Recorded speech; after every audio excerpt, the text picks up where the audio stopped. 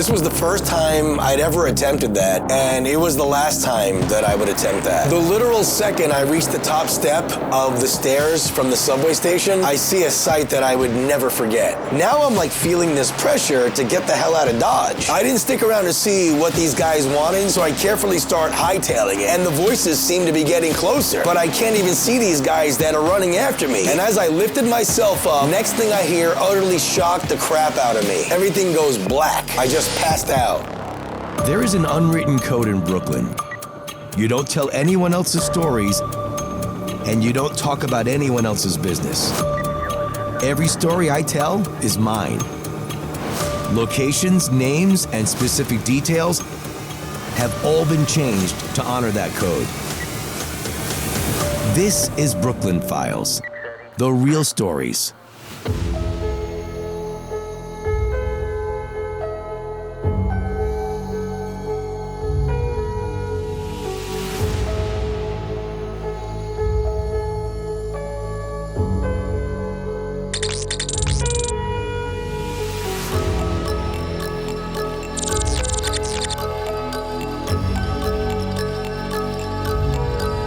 New York City is home to what is considered one of the most iconic and globally popular New Year's Eve celebrations in the entire world.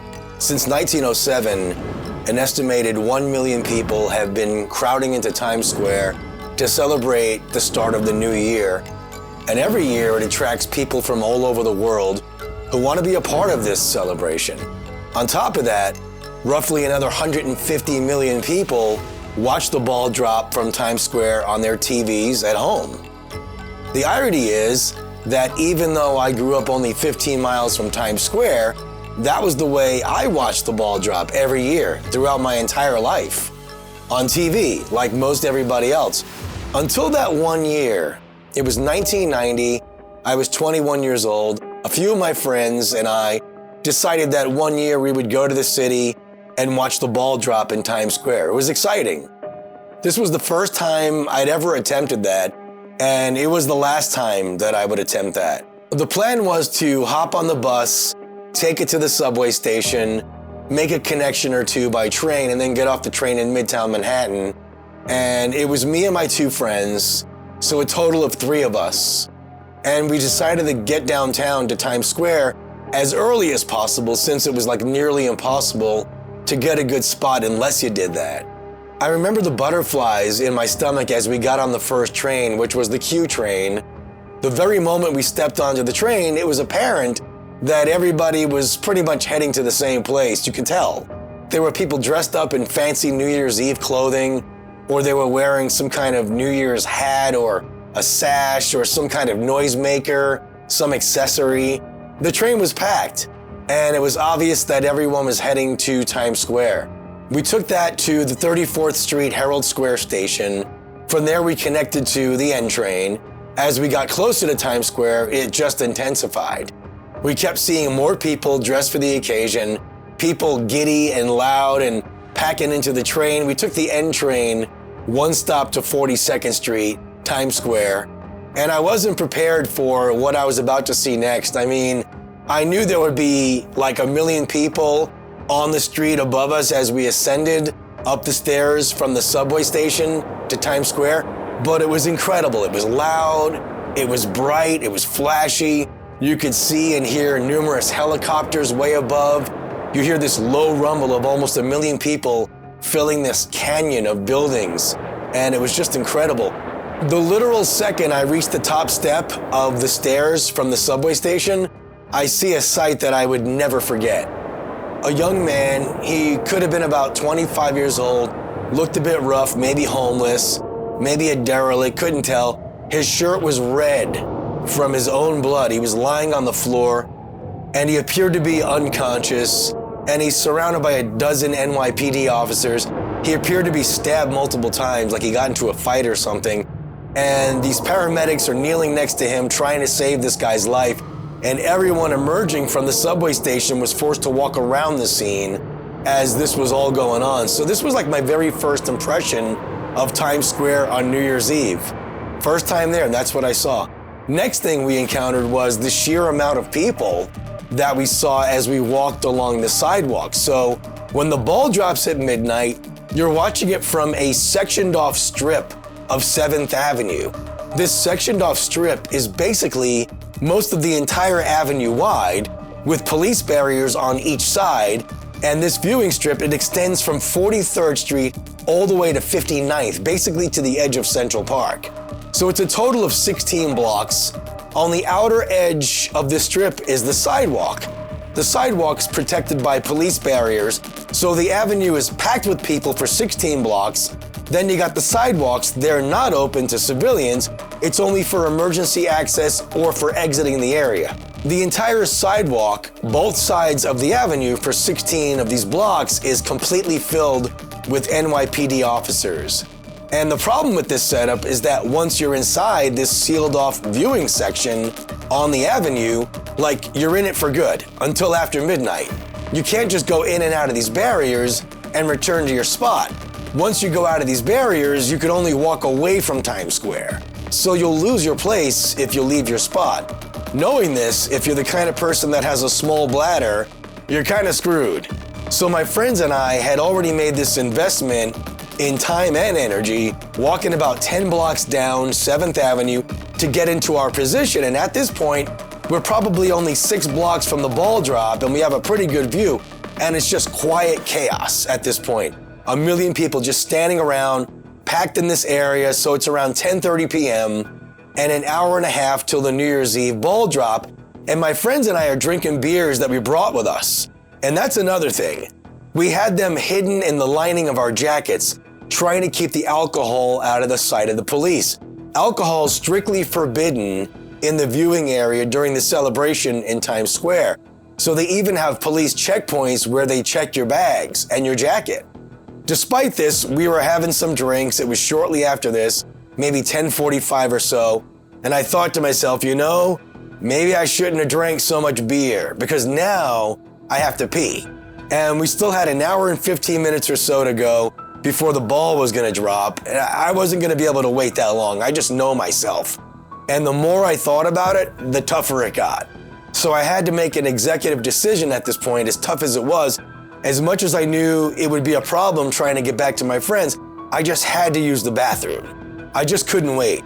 So after thinking about it long and hard, I finally broke the news to my friends that I was gonna have to leave them while I took care of business. I understood what doing that meant. There was a very small chance of me ever getting back to them, and I just had to make that decision. So I said my goodbyes with the hopes of meeting up with them later, but knowing it wasn't likely. Remember, this was before cell phones, so this was just the way it was. I had to deal with it. So I made my way towards the curb and I told the cop that I wanted to leave, and he pointed me towards the way I had to go, which was the only direction away from the ball drop. Several blocks later, I found a chain restaurant that had a restroom. I walked in, waited in this long line, then I used it, then I left. That in itself was a project because there were so many people waiting to use this restroom. But at least I was able to take care of that. I then realized that they were still letting spectators into the viewing area, but that was like way back, at least 11 or 12 blocks away from the ball drop, whereas my friends were about 6 blocks away where I'd left them. So it was useless at this point trying to get back to them. Like there was no way that I could work my way through a million people that many blocks forward toward the ball drop after entering the viewing area. It just wasn't gonna happen. Now at this point, it's about 11:30, only a half hour before the new year, and I knew that if I waited there any longer, that it was just gonna be mayhem at that point, and with everyone leaving at the same time, God knows how long it would have taken me to get out of there. So now I'm like feeling this pressure to get the hell out of Dodge. So I'm thinking like I have about a half hour to get out of here before this place becomes utter chaos and people start leaving. So I decided that instead of making my way into the viewing area, that I would just make my way to the train station and get out of there. So I walk a couple of blocks and I see a train station. I go downstairs and I jump on the N train and I begin to backtrack towards home. It's now around 11:45. At this point, there are people on the train and they look like they're all drunk and tired like I was, and maybe doing the same thing that I'm doing, which is trying to get out of there and beat the crowd. I then take the train a couple of stops and I connect with the Q train. Now, the Q train was a little less crowded than the other one was. I would think that at this time of the night, on New Year's Eve, like so close to midnight, many people are at home watching the celebration on TV. At this point, I was feeling the alcohol, and I was getting very tired. The last time I checked my watch, it was about 11:55 p.m., 5 minutes or so till the new year. And then suddenly, everything goes black. I just passed out. Next thing I remember is waking up from this cold blast of air hitting my face, and it was dead silent. You could hear the wind blowing a bit, and it was very dark. That's when I realized I woke up in the train yard.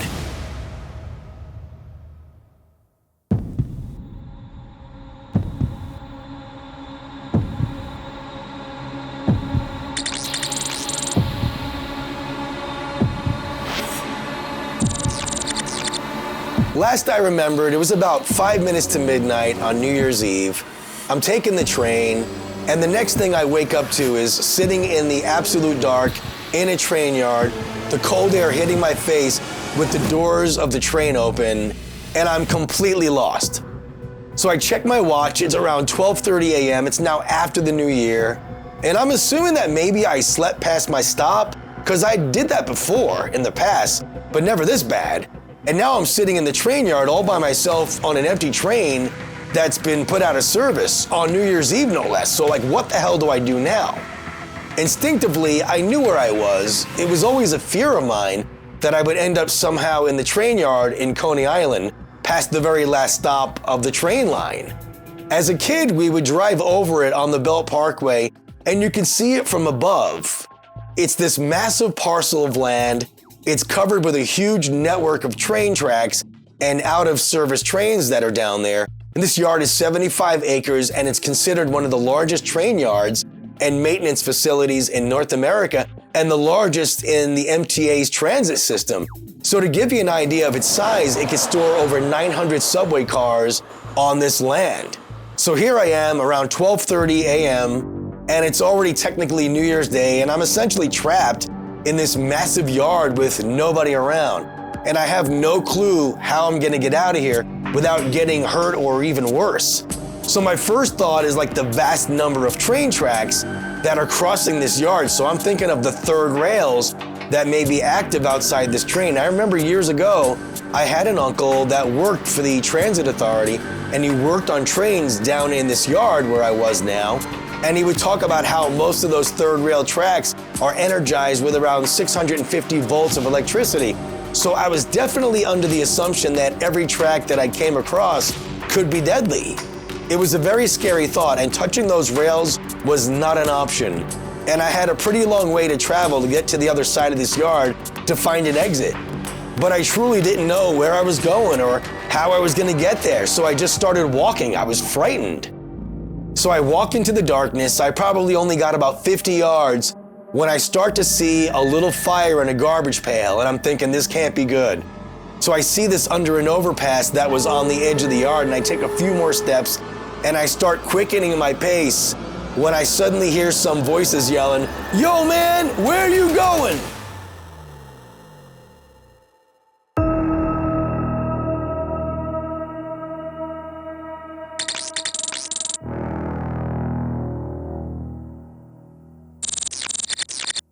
It's roughly an hour into the new year, 1991, and I'm in this deserted, darkened train yard.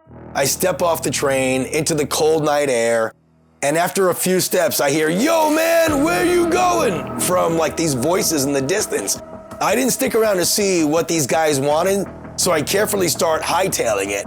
But I have to be extra careful not to trip over the train tracks, and of course, not to come near any of the third rails. The third rails are what power the trains, and these rails are lining the tracks. It was terrifying. I could barely see where I'm going. As I'm moving along these tracks, I could hear the voices of a few dudes following me, and the voices seem to be getting closer. So not only am I running in the dark, but I can't even see these guys that are running after me. And my heart's pounding out of my chest at this point. I could hear what sounded like at least 3 male voices, and I have no idea where I'm going, but I'm just taking wide steps while trying not to trip on these train tracks. And I knew that if I ran parallel with the tracks, there was less chance of me coming in contact with any of the third rails, but I'm stepping on glass, I'm stepping on rocks, I'm stepping on wood planks, there's metal rods lying next to the tracks, like there's plenty of stuff to trip on, like an obstacle course. And these guys are starting to catch up to me, and I can still hear, "Where you going, man? Come back!" After about 3 or 4 minutes of running, I could start to see the lights from the parkway above, and it was illuminating the yard a little bit, so now I can confirm that it was 3 homeless guys following me. At least 2 of them had bottles in their hands, and they were gaining on me quick. As I turned around to look at them, that's when my foot caught some debris lying on the ground, and I fell right on my side, landed on one of the train rails. I could feel the pain all up my right thigh. It was so painful. I tore my pants, I was wet, but I had to ignore that pain and just try to get up off the ground as these guys got less than like 20 feet from me. And as I lifted myself up, next thing I hear utterly shocked the crap out of me. I then hear, "Happy New Year!" And one of the guys goes, "Where you running to, man? The exit's the other way." And after a pause that felt like 10 minutes, all I could muster up was, "I'm lost." And as I'm saying this, I could start to focus on the guys standing in front of me. It was 3 homeless guys. They were all bundled up. 2 of them looked like they were in their maybe 30s. One of them looked around 45 years old or so. One of the younger guys offers me a sip of his bottle, and he says, "Happy New Year, man. We figured you were lost when we saw you step off the train." One of the guys chimed in like, "Hey, you're not the first one to end up in this yard." He said, "You should have just asked us for help, man. We'll show you how to get out of here." I remember being somewhat speechless, like it was a New Year's miracle. Like I never imagined the same guys chasing me would be the ones helping me to get out of this hellhole. As we walked towards this gate where they said the exit was, they started introducing themselves. Their names were Trevor, Sean, and the other guy was Gregory, if memory serves me correctly. As we walked across this massive 75-acre yard, they told me about how they lived under the overpass on the outer edges of the train yard and how they got chased away from time to time, but that they would return to that spot when they can because they liked it because it was a little warmer in the winter because the wind wasn't so high there. Gregory, the older guy, said just a while before he saw me as the clock struck midnight that he had just made a New Year's wish to get out of that situation that he was in, living on the streets. And he made this resolution that he was going to start helping people more and how he hoped that helping people would change his luck going forward and get out of that situation. The 3 guys walked me all the way to the gate of the massive train yard. And just as we reached this opening in the gate, I could see a bus approaching further down this quiet avenue. And there just happened to be a bus stop across the street from where we were standing. So I told the men that I didn't have any coins on me for the bus. I didn't know what I was gonna do. I only had a couple of 20s in my pocket. So one of the younger guys, Trevor, he reached into his pocket and I could hear the jangling of some change when he did that. And he pulls out a bunch of coins and gives me 5 quarters. And I just gave him the 20. He didn't really want it, but he finally took it. And I think the bus fare at the time was about $1.15 or so. So he handed me $1.25 and said, "Happy New Year, brother. Get home safe." And by now the B4 bus is approaching the bus stop on McDonald Avenue. So I shook their hands, thanked the 3 of them for helping me get out of there, and I wished them a Happy New Year. And I ran across the street so I wouldn't miss the bus. And I took that ride all the way up McDonald Avenue and then connected to a second bus, the B3, to get home that night. And all the way home, I just thought of those 3 guys and how they were placed in my path for a reason. And how if it wasn't for them, I don't know how I would have found my way out of that place. To this day, I think about those guys, and I still wonder about Gregory, whether he got his New Year's wish to get out of that situation, and if he continued to help people. Gregory, if you're watching this, I sure hope so.